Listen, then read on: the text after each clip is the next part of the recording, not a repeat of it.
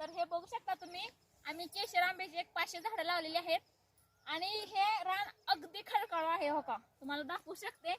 इथं माती म्हणून कसलंच नाहीये, दिसणार पण नाही. आम्ही झाडं लावताना नाही असं उकरून उकरून काढलं तर माती कुठे दिसत नव्हती, फक्त खडकाळ रानात लावली झाडं आणि किती छान पद्धतीने आले तुम्ही बघू शकता.